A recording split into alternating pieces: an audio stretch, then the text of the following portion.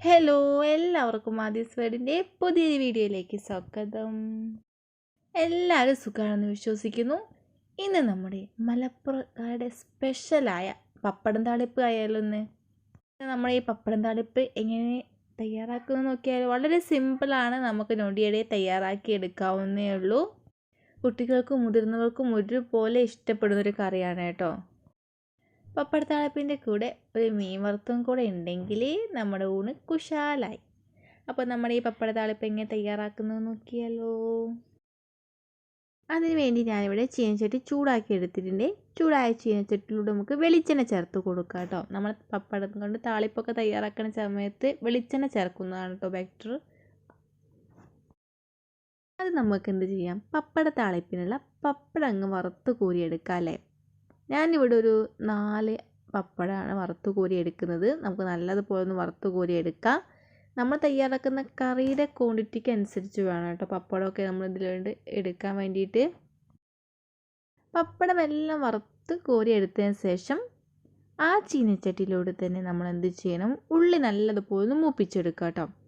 ഞാനിവിടെ കുഞ്ഞുള്ളി ഒരു 1/2 ബൗൾ കുഞ്ഞുള്ളി ഞാൻ ചേർത്ത് കൊടുക്കുന്നുണ്ട് കേട്ടോ. ഈ കുഞ്ഞുള്ളിയൊക്കെ ചേർത്ത് കൊടുക്കുമ്പോൾ നമ്മുടെ കറിക്ക് പ്രത്യേക ടേസ്റ്റ് ആയിരിക്കും.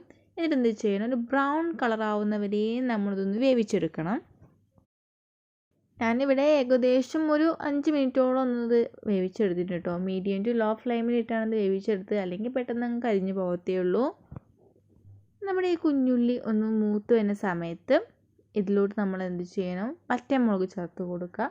നമ്മുടെ എരിവിനനുസരിച്ച് ചേർത്ത് കൊടുത്താൽ മതി കേട്ടോ. നമ്മൾ ഉള്ളി വാട്ടുന്ന സമയത്ത് ഇച്ചിരി ഉപ്പും കൂടെ ചേർത്ത് കൊടുത്താൽ പെട്ടെന്ന് ഉള്ളി വാടി കിട്ടുകയും ചെയ്യും.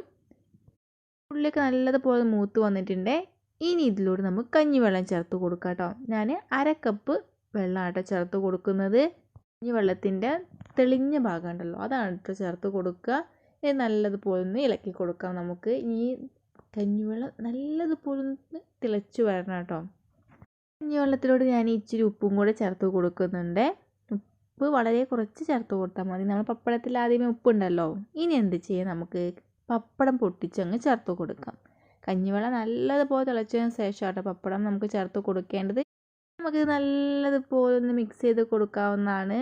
നമ്മുടെ ഈ കഞ്ഞിവെള്ളം ഉണ്ടല്ലോ പപ്പടത്തിൻ്റെ മുകളിലോട്ടൊക്കെ ഒന്ന് ജസ്റ്റ് ഒഴിച്ച് കൊടുക്കുക. എന്നിട്ട് മിക്സ് ചെയ്ത് കൊടുക്കുക. ഫ്ലെയിം ഓഫ് ചെയ്യുക. അപ്പോൾ നമ്മുടെ ടേസ്റ്റിയായ പപ്പടക്കറി ഇവിടെ റെഡി ആയിരിക്കുകയാണ്. അപ്പോൾ എല്ലാവരും ഇതേ രീതിയിൽ പപ്പടക്കറിയും തയ്യാറാക്കി നോക്കുക കേട്ടോ. ഇതുവരെ തയ്യാറാക്കാത്തവരുണ്ടെങ്കിൽ തയ്യാറാക്കി നോക്കി ഫീഡ്ബാക്ക് അറിയിക്കാൻ മറക്കരുത്. നിങ്ങൾക്ക് വീഡിയോ ഇഷ്ടമായെങ്കിൽ ഫ്രണ്ട്സിനും റിലേറ്റീവ്സിനും ഷെയർ ചെയ്ത് സപ്പോർട്ട് ചെയ്യൂ. ഒരിക്കൽ കൂടി വീഡിയോ ലൈക്ക് ചെയ്യാനും സബ്സ്ക്രൈബ് ചെയ്യാനും ഷെയർ ചെയ്യാനും മറക്കല്ലേ. ഇനിയും ഇതുപോലെയുള്ള കുട്ടി കുട്ടി റെസിപ്പിയുമായി വീണ്ടും കാണാം. Thank you for watching my video.